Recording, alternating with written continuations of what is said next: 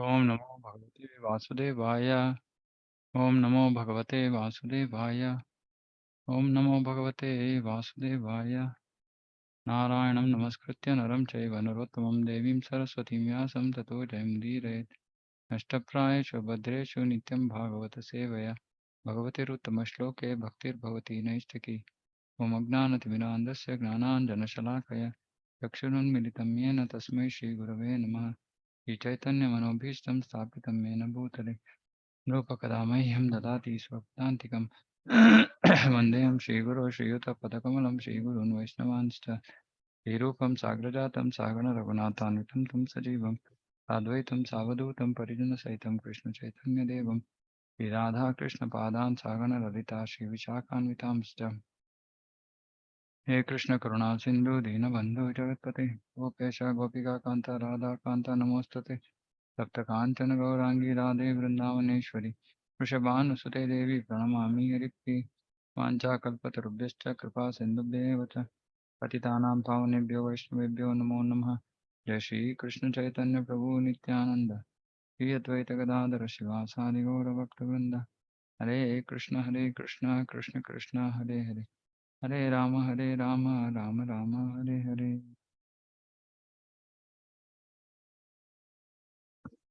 Hare Krishna. Okay, so we're going to continue from where we left off.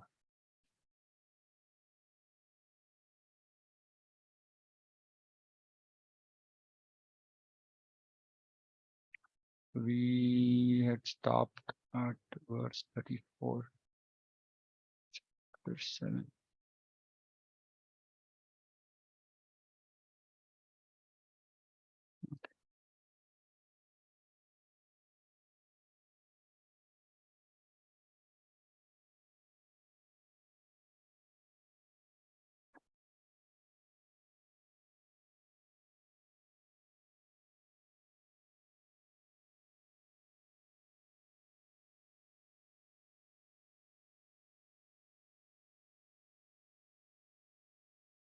Okay. Anyone wants to read?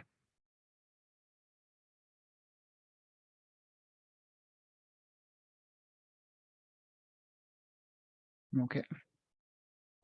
Mainam partarhasi tratum brahmabandhum imam jahi yo shav anaghasa suptan avadhin nishi palakan.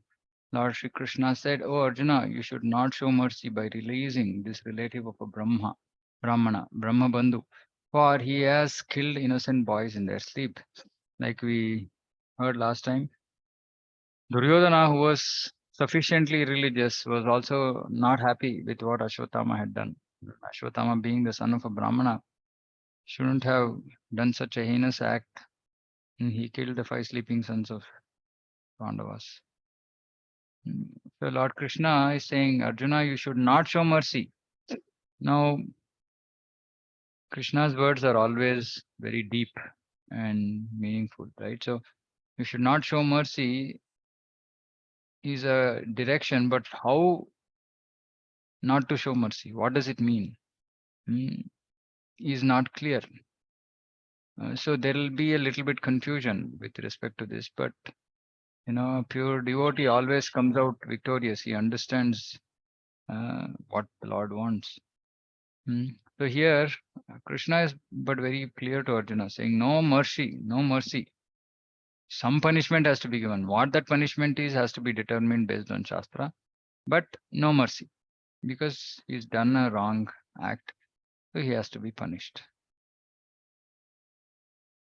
Mattam pramattam unmattam suptam balam striyam jadam prapannam viratham beatam naripum hanti dharmabet. So Krishna is now telling why he should not be shown mercy. And he's giving the reason. A person who knows the principles of religion does not kill an enemy who is careless, mattam, pramattam, intoxicated, then insane, asleep, which is what these 5 boys were doing, afraid, or devoid of his chariot. Nor does he kill a boy, woman, a foolish creature, or a surrendered soul. So this is a dharma tattva, is a principle of religion for um, people who are following varnashrama. So they have to follow these rules and regulations. Right. So it's a very clear mandate saying that one should not, a kshatriya is not like today's kshatriyas, right? They're not really kshatriyas in the true sense of the term. They might have power, they might have authority, but they misuse. They don't follow any religious principles. But um, Krishna is very clearly telling, saying that, this is wrong. What he did was wrong. So, based on, because those boys were asleep and they should not have been killed, so this is a irreligious act, so he has to be punished. So, pranan yah parapranaihi prapushnaati agranah kalaha tadvadhastasya hi shreyo yaddoshadyatyadah puman. Cruel and wretched person who maintains his existence at the cost of others' lives deserves to be killed for his own well-being. Otherwise, he will go down by his own actions. So here, cost of others' lives who maintains, because again, in dharma, varnashrama dharma, so there are rules for all varnas and ashramas. What they should do, what they should not do. So definitely a person cannot maintain himself at the cost of others' lives. Cheating others, killing others, looting others, gross or subtle ways, right? And moreover, Ashwatthama was born of a Brahmana. Mm. So he had really fallen down from his position of, being born in a Brahmana family, though he was never, he didn't demonstrate the qualities of a Brahmana. So he was really fallen. So this is, for people of Kali Yuga, these things sound very strange. We don't even know what these principles are, let alone following them, right? And obviously we end up doing wrong things most of the times. And everything in the name of convenience or I think, people are behind this I think. Doesn't matter what Shastra thinks, what Krishna thinks, what Guru thinks, I think. So we can understand that the way people are living life in this Kali Yuga, it's inevitable that they get punished severely. And that's what we see all around, right? People suffering, but they're so insane that they can't understand or they don't want to try to understand the reason for their suffering. And they engage in trying to find temporary material solutions to their problems, and which is never ending. Like Prabhupada says, you find one solution, that solution creates more problems. And that way a person becomes completely drowned in material consciousness, right? And that's what is happening. What is the root cause? Not following dharma, not following dharma.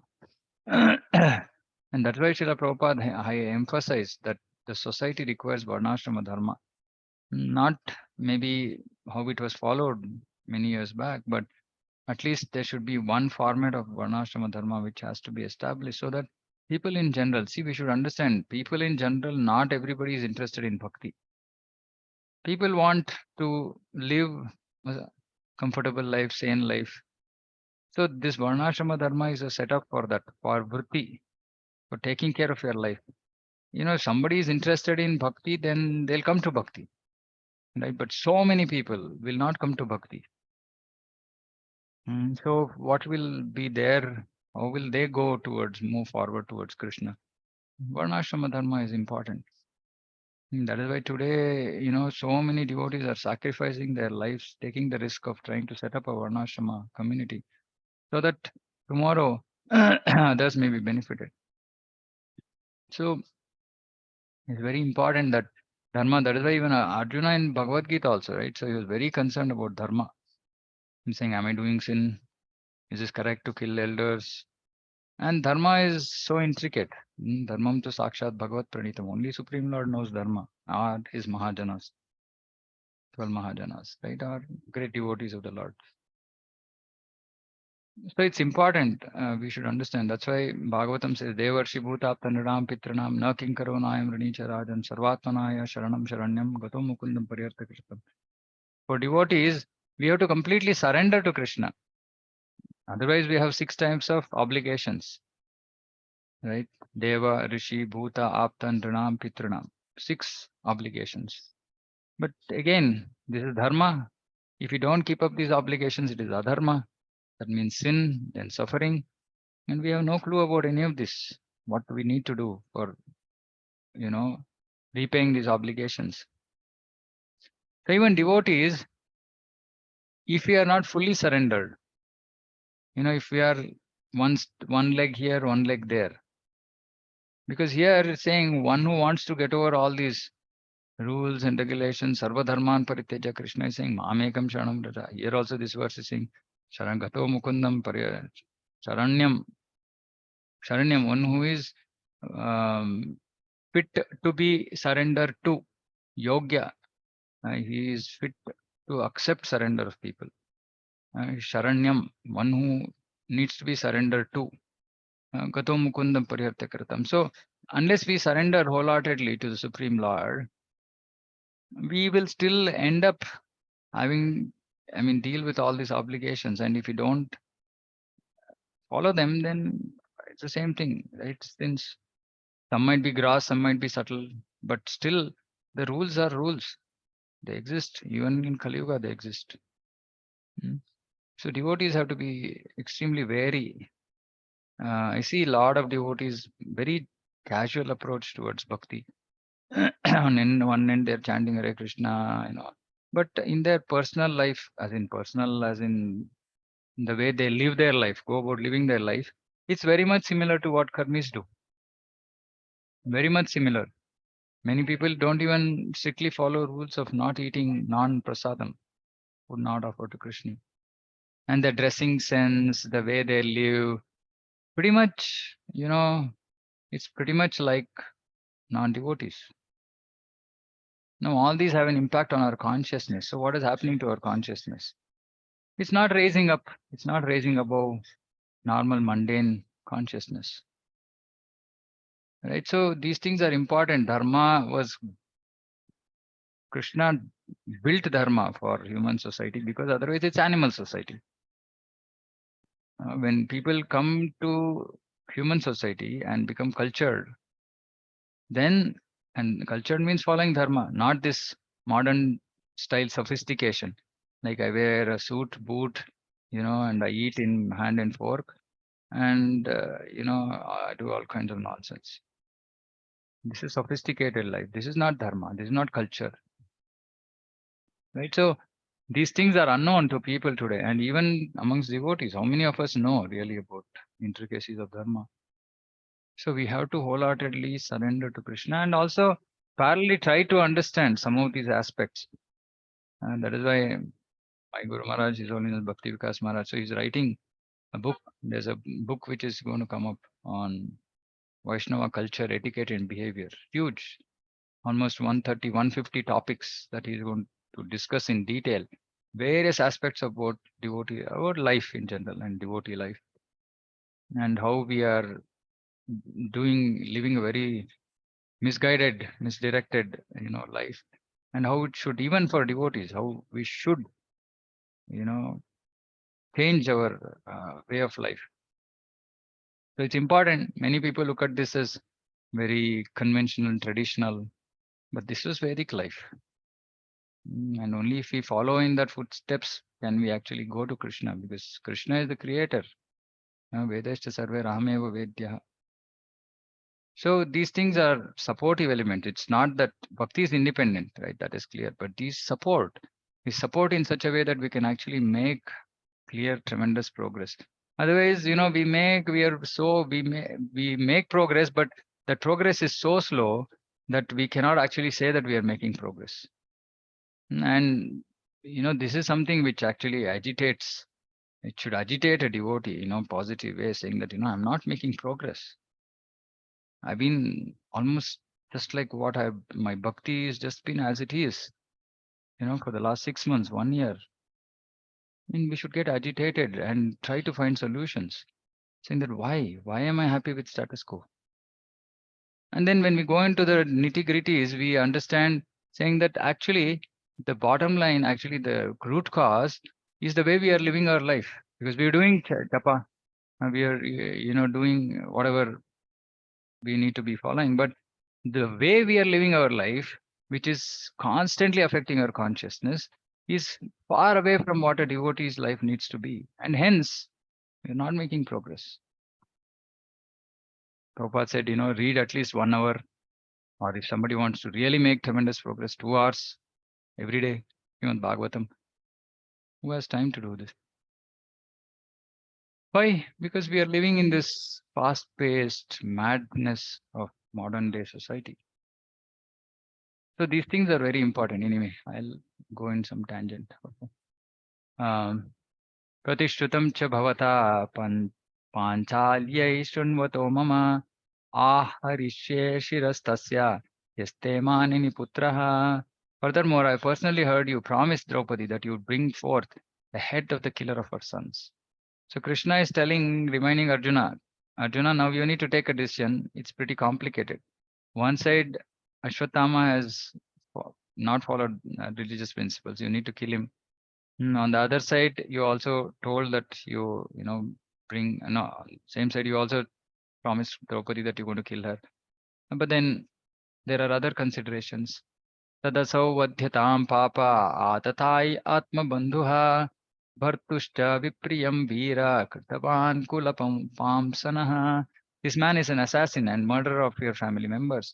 Not only that, he has also dissatisfied his master. He is but the burnt remnants of his family. Kill him immediately. So Krishna in one sense, is not really telling about Ashwatthama being a Brahmana or a Brahmabandhu for that matter, right? So he's told all other considerations. He said, he's killed, he's killed the sleeping children, which is adharma. Then you also told that you will going to kill him. You made that promise to Draupadi. And then he's assassin, murderer of your family members. He's dissatisfied his master. Is the burnt remnants of his family. Indirectly saying burnt remnants of his family. Didn't say family means what? Because he's born to Brahmana, Dronacharya. So saying all this, he says, kill him immediately. Krishna is not directly helping Arjuna. Please note this. And this is a very, very important thing. Actually, Krishna says in the 11th kind of Bhagavatam, he tells Uddhava saying that I like the Vedas. They're always indirect. And I was wondering why does Krishna like it to be indirect? Because only pure-minded people can get the direct sense out of it. Cheaters will get cheated. Right? So, and Krishna likes it that way. So even here, he's not like spoon feeding Arjuna. And this is going to be true in our life, bhakti life as well. We're not going to be spoon fed all the time. We need to figure out, we need to put effort. We need to introspect, we need to take guidance. Which is why I keep telling most devotees saying that unless we have a mentor in spiritual life, mentor means what? Many people think, what is the role of mentor? Just, I will put his name, in my recommendation letter. No. Mentor means from whom we are taking regular guidance, who has complete understanding of our spiritual life, of our material life, spiritual life, and who is guiding us, and who we should be willing to go and discuss our challenges, seek guidance, willing to follow his or her instructions, right? Because otherwise we won't follow all these. I mean, so many things actually we realize it's only realizations, which means a devotee goes through this experience in his life or her life, and then they realizing, oh, this is what Lord was saying, and then ascertain it with Shastra, not some mental speculation. Oh, yes, this devotee had a similar situation. I read it in Bhagavatam, right? Or whatever. So, but that will not happen to us on day one. It's like KG1 and fourth standard, right? Whoever is in fourth standard knows what's happening in KG1, right? So it's like that. So we need to have mentors who can explain or help us understand the intricacies of, even the bhakti. That is why Krishna says, Dadami Buddhi Yogam Tam. Why Dadami Buddhi Yogam? If everything was so clear and cut out, No, it's not so clear and cut out because each of us are individuals. And our paths will also be different. Each of our paths will be different. Right? And that guidance is there in the Shastra, but do we have the sharp insight, to our uh, brain power to actually understand that and extract that? Are we even reading so much to be able to understand and extract all that guidance from the Shastra, from Acharyas, right? So it is inevitable that we have somebody who is superior to us in bhakti, who is, understands us, and who is willing to help us, right? Otherwise, these kind of indirect, or many times, we'll just misunderstand Shastra because we're always in a mood to force fit things into our frame of mind or our frame of thinking, and that's not going to help us. And which is what happens, right? People read something and misinterpret it. And, and they say, Prabhupada said it, but actually Prabhupada never said that. That person derived that meaning from what Prabhupada has said. Prabhupada said something else. So it's very important that Shastra is in English, but not in English, right? Or Shastra is in Devanagari, but not in Devanagari, like that. So it's very important. See, he's not giving a direct instruction, very, very indirect. Kill him. When he's saying kill him, what do you think? Directly you'd say, okay, take arrow, just finish him off. But kill him actually means so many different things, right? Which is what we understand here. Sutovacha.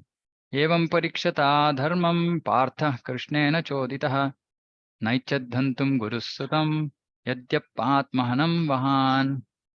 Sudha Goswami said, although Krishna, who was examining Arjuna in religion, examining, and open book hai, an open book, encouraged Arjuna to kill the son of Drona, Acharya, Arjuna, great soul, did not like the idea of killing him, although Ashwatthama was a heinous murderer of Arjuna's family members. So one thing which is coming out here is Arjuna's, devotee, nature of a devotee. Because he was a great soul, he did not like the idea of killing him. No idea of killing. Na aichat, he did not like to kill. He did not like to kill. So Prabhupada here, he writes, Lord Sri Krishna encouraged Arjuna outwardly just to test Arjuna's sense of duty. It is not that Arjuna was incomplete in the sense of his duty, nor was Lord Krishna unaware of Arjuna's sense of duty. But Lord Sri Krishna puts to test many of his pure devotees just to magnify the sense of duty. The gopis were put to such tests as well. Now these two sentences,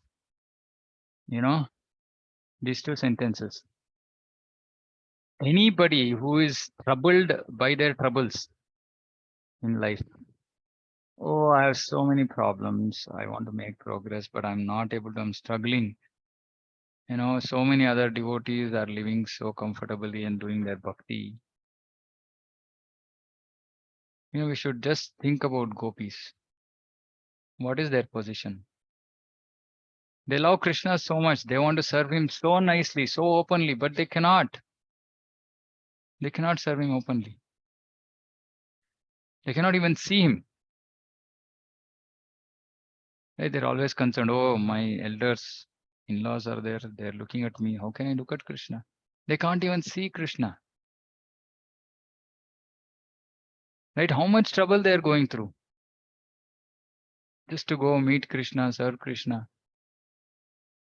And similarly, in lives of pure devotees, who are pure devotees? Somebody wants to answer? I mean, some of these also I want, people attending these sessions to be clear about basic tattva. Who is a pure devotee? What is pure devotion?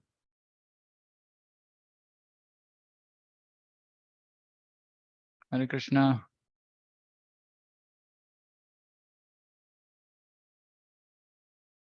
Somebody try. What is pure devotion? Hare Krishna Prabhuji, Pranam. Anya Abhilashitam Shunyam Jnana Karmadi Anavritam Anukulena Krishna Anushilanam Bhakti Ruttama. Very good. So this is quoted from, where is this quoted, this verse? Bhakti Rasamrita Nectar Sindhu. of devotion. Yeah, Nectar of Devotion, Bhakti Rasamrita Sindhu by Srila Rupa Goswami. Anya Abhilashita Shunyam. Anya Abhilasha. Abhilashita. So anyway, I won't go into this. Verse itself is so beautiful. But anyway, the point is no other desires, which means that there is some desire. What is that desire? That desire is to please Krishna or his other forms or people related to Krishna. For example, pleasing Guru is also pleasing Krishna. So desire, there should be a desire. It's not that we are desireless. The desire is to please Krishna only. Gnana karma adi anavritam. Anavritam means not covered. Avritam means covered. Anavritam means not covered. Not covered by gnana and karma. Gnana is impersonal Brahman, impersonal knowledge of impersonalism, right? Karma. Karma, actually, what here it means is even our day-to-day duties. Like what Krishna says in Bhagavad Gita, Sarva Dharman Parityaja. He's talking about giving up Varnashrama Dharma also. Day-to-day Dharma also. Dharma of, husband, Dharma of wife, Dharma of children, everything. Now, one who has come to that stage where he has given up everything for Krishna and he has no desires but to please Krishna. He is a pure devotee. Now, we should also understand there is another pure devotee who wants to become this pure devotee. This devotee is not yet pure.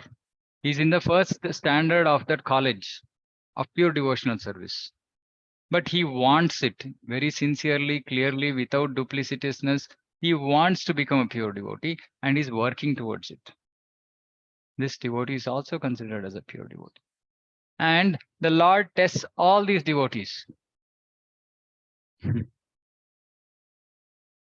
But the beauty, as we will see in this incident, Lord is not just leaving Arjuna in deep waters and saying, go figure out, I'm going. No, he's standing beside him. He is helping him. We'll see later. Krishna is helping Arjuna to make a decision. Not directly, giving hints. Little, what about this, like this. So when there are tests in our bhakti, which is basically challenges. Oh, I'm going to go away from temple, or do this, do that, whatever. Anything that is taking us, pulling us away from bhakti, right? Or I have a very difficult job, taking away from bhakti. So these are tests. And as devotees, if our intentions are pure, we'll come out victorious. We will take the right decisions. Anukulena Krishna, Anukulyasya Sankalpa, Pratikulyasya Varjanam, Rakshishati Vishwaso, Goptrutve Varnam Tata, Atmanikshepa Karpanyo Shad Vidasharanagati. So one who is surrendered completely, he has these 6 qualities that he demonstrates. Right? 6 angas of Sharanagati. So pure devotee or one who is already pure, Krishna does these tests with him to glorify him. For other people who are not yet already pure, Krishna does this to make them more pure, to make them to increase their faith, to help them remain fixed in Krishna consciousness. And for us to be able to do all this, we have to be in the association of such devotees. See, otherwise, it's a very simple thing, right? Like if we are not in association, if we are in association, okay, what is the other section of devotees apart from pure devotees? They're mixed devotees. Mishra Bhakta. Mishra Bhakti means who have Gnana Mishra, Karma Mishra. Who have desire for karma, for achieving something mundane, material, blah, blah. So if we are in the association of Mishra Bhaktas, we will not, they will not be able to understand. And if suppose we are taking guidance from Mishra Bhaktas, then they will not be able to understand our situations because they will look at it from their perspective. And if our intention is that we want to become pure, their viewpoint will be very different and we will get misguided. So we should do bhakti also in the association of such devotees, even if it is difficult. Sometimes it's difficult. We don't get such devotees.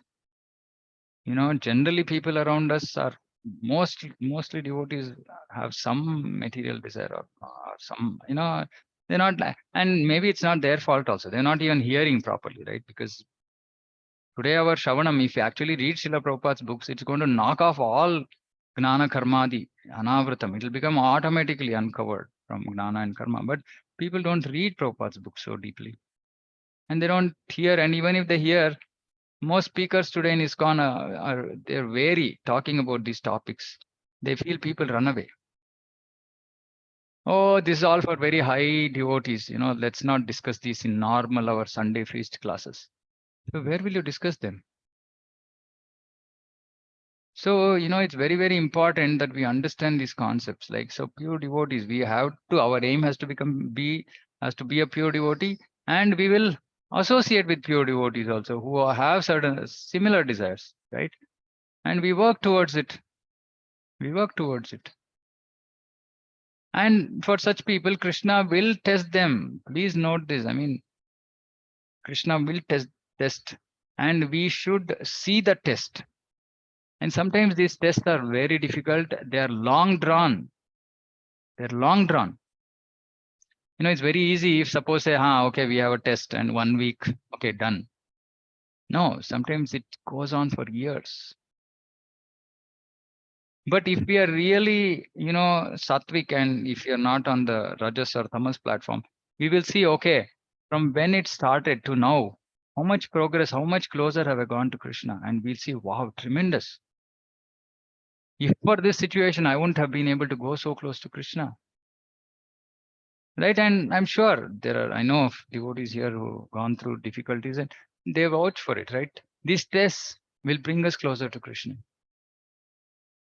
And which is why any time devotees are going through, real difficult times, I tell them, please remember, this is the love of gopis. Love of gopis. Whatever it is, struggle, whatever material life is throwing at us, let's be fixed in our seva. Let's increase our sadhana. Let's go closer to Krishna. Let's give up nonsense material with mindset.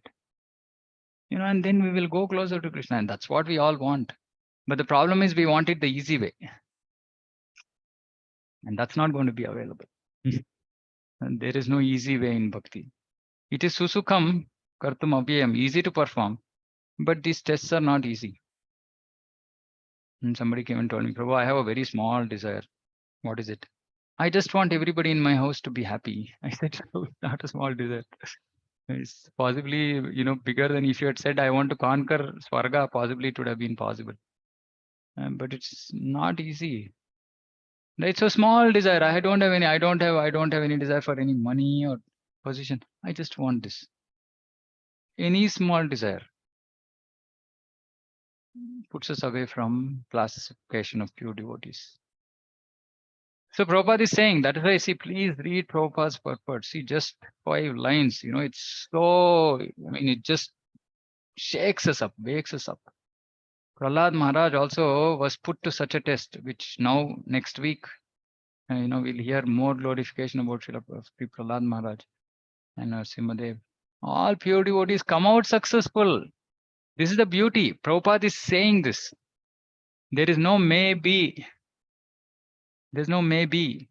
All pure devotees come out successful. Just means, what is the qualification? Just we remain pure in our desires. That's all. And we'll come out successful in our respective tests. So my test might be different from your test.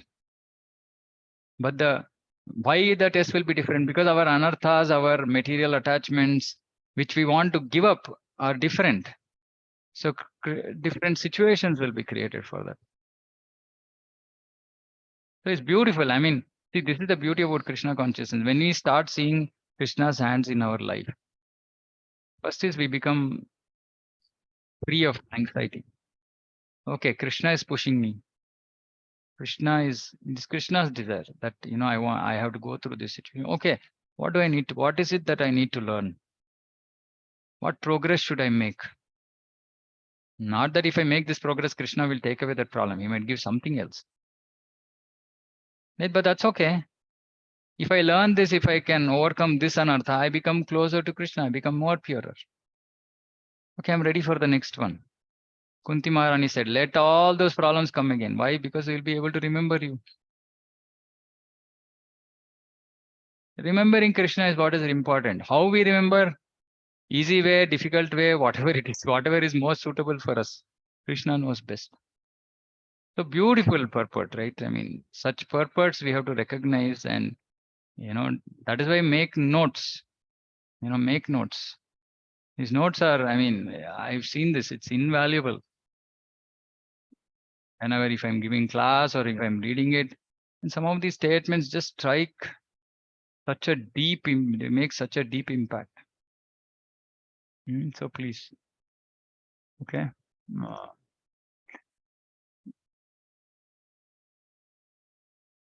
अतोपेत्य स्वशिबिरं गोविन्दप्रियसारथिः न्यवेदयत्तं प्रियायै शोचन्त्या आत्मजानहतान्. After reaching his own camp, Arjuna, along with his dear friend and charioteer Sri Krishna, entrusted the murderer unto his dear wife, who was lamenting for her murdered sons. Tatar Tatartam Pashuvat Pashabadham Avanmukham Karma Jugupsitena Niriksha Krishna Pakritam Guru Sutam Vamasvabhava Kripaya Nanamacha. Okay, Matajis. Just for this, not just for this verse. Generally forget that you have a body of a woman. For this verse specifically, I am setting the context. Don't get offended by what Prabhupada is going to say.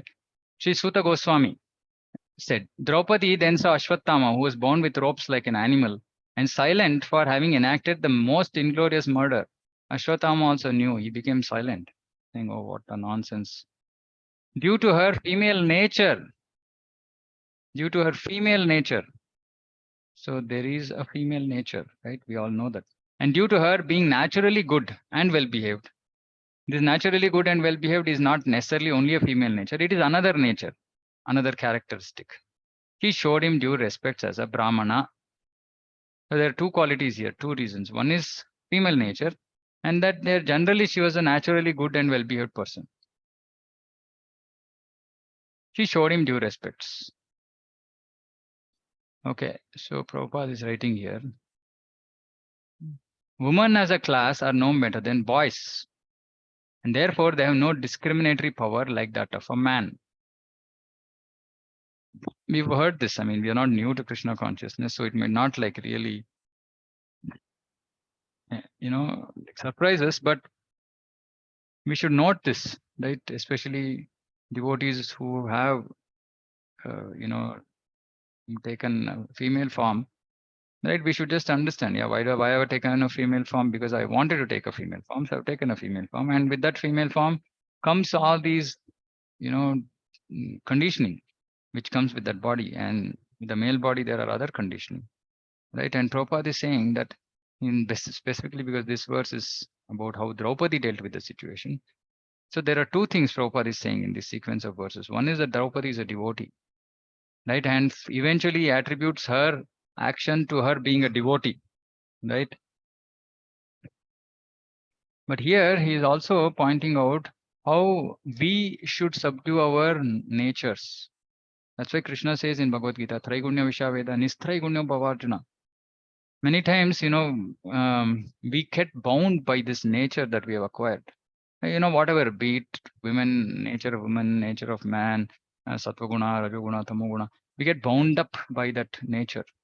And we restrict ourselves to work only in that frame of mind.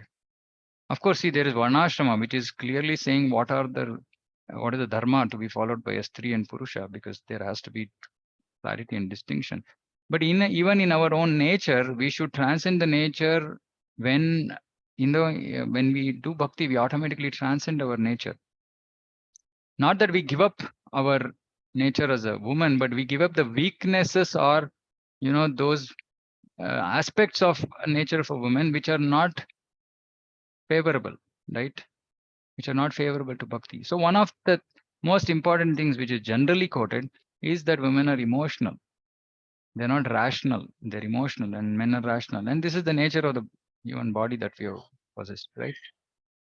So when women are emotional, now some people might ask, okay, then bhakti means bhava, means emotions. Yes, we want all of us to come to the platform of bhakti bhava, not bhautika bhava, not emotions bhava about this material world and things around us.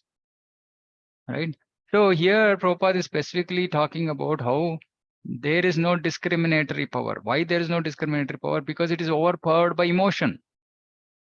ध्यायतो विषयान् पुंसान् संगस्तेषु विजायते संगात् संजायते कामात् कामात् क्रोधो विजायते क्रोधात् बहति सम्मोहः सम्मोहात् स्मृति विभ्रमः स्मृतिभ्रंशात् बुद्धिनाशो बुद्धिनाशात् प्रणश्यति. So this is emotional entanglement. When there is emotional entanglement, the discriminatory power goes for us, and this is true for everybody, not just women. But women have emotions driving them a lot more generally saying than men. Of course, there are women who are less emotional, you know, some men who are more emotional. So this is there, but generally as a class. And this will apply to any devotee who is emotional, be it his whether he is in a male body or female body, whatever it is, that these emotions curb our discriminatory power. This is the important part. And we should not succumb to these emotions. Many times devotees don't want to give up those material emotions at all. They just keep same thing. Oh, Prabhu, this, I'm in this position. My husband does this. Same thing. Emotion, emotion, emotion. Are Baba, when you come out of these emotions, you are knowing that your life is like this. Why don't you just accept it? Why don't you move on? When we are emotionally hung up, we cannot move on. We are stuck. It's like quicksand. We are going deeper and deeper and deeper into it, but we'll never move out of it. So we have to park these emotions. Emotions are there, but park them. Not relevant, not required. Pratikulyasya varjanam. It's not helpful to make progress in bhakti. Ashwatthama proved himself to be an unworthy son of Dronacharya or a Brahmana, and for this reason he was condemned by the greatest authority, Lord Sri Krishna. Yet a mild woman could not withdraw her natural courtesy for a Brahmana. Mild woman. So here Prabhupada is clarifying. Specific word used in this slok is Vama Svabhava, mild and gentle by nature. A good man or a woman accepts anything very easily. But a man of average intelligence does not do so. He's not saying supreme intelligence. He's saying average intelligence does not accept anything easily. Anyway, we should not give up our sense and discriminatory power just to be gentle. This is a big problem today for us around generally in ISKCON. In the name of being gentle, people are giving up their reasoning and discriminatory power. So being gentle is not the topmost quality. Surrendering to Krishna is the topmost quality.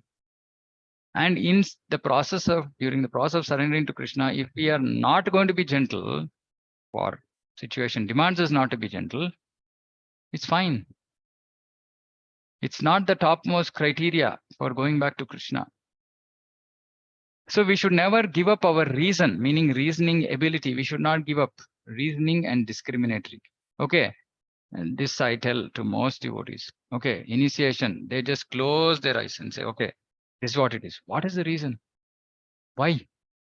Why this guru? Why not that guru? No, Prabhu. I just feel. What is this feeling business? And half of this feeling when we are conditioned state is material. Feeling is not spiritual. It's just material. Right? Or somebody is doing something wrong. We'll just close our eyes. So it's okay. We are supposed to be Vaishnavas. We're supposed to be gentle. Yeah, but if somebody is, like killing literally ISKCON by what they are doing, and we just remain gentle. So we just gave up our reasoning power or discriminatory power. Discriminatory means what? This is right, this is wrong. We give it up. And people say, Prabhu, no, we should not see mistakes in other Vaishnavas. It is Vaishnava aparad. And why is there, neophyte devotee, madhyamadhikari, uttamadhikari? So there has to be discrimination. No, otherwise how will we recognize this? Neophytes. So we can't just close our eyes. But it's not that we have to go about offending people left, right, and center and they've done a small mistake, blow it out of proportion, make it public. No. But we should know whom to associate with, whom to not to associate with. And if we are in, certain levels of practice of bhakti, responsive towards the center, towards the preaching mission, etc., etc., we have to use our discriminatory power. And we should possibly communicate things in a way that is more consumable to people, which is okay, right? But we have to let them know if they're doing something wrong. Just in the name of being gentle, we cannot just close our eyes. One must have a good discriminatory power to judge a thing on its merit, not emotionally, on its merit, right? Meaning what is right, what is wrong, and very rationally decide, okay, this seems to be wrong. We should not follow the mild nature of a woman and thereby accept what is not genuine. This is very, very important. I mean, that's why it's in my notes, whichever things are in bold means very, very important, right? Because this is not just about women. It's about the mild nature, gentle nature that we want to build actually, which is can be detrimental to our bhakti and our progress, because we just are not, I mean, sometimes, it might just become kind of covering, which will prevent us from, just we lose our discrimination. Okay, so this is very, very important. Kindly contemplate on these points. I will stop here, right? Because there are still a lot of things, and anyway, I'll try to complete it maybe tomorrow evening, 8:30 p.m. Okay, so I'll stop here. If anybody has any questions, you can kindly ask.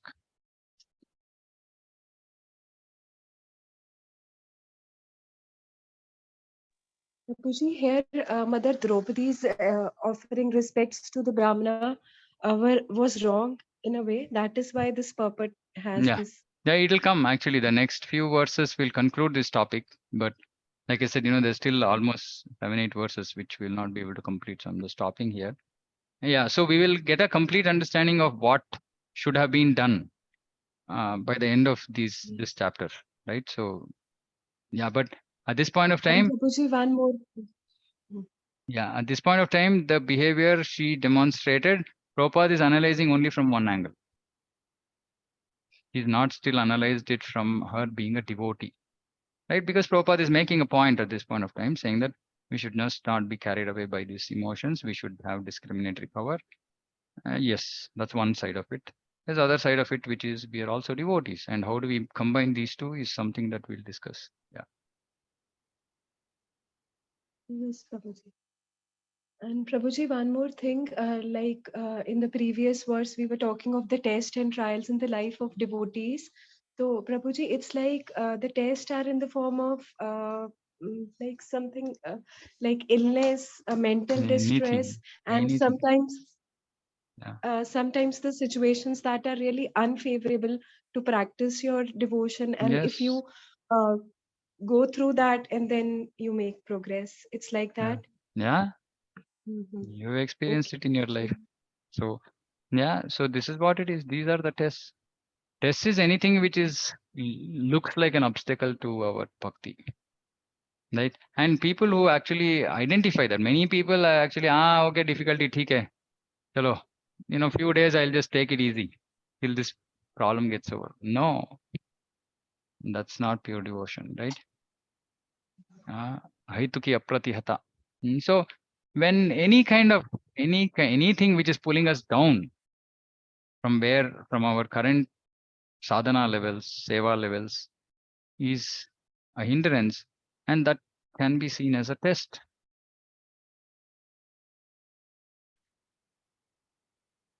Okay? Yes, Prabhuji.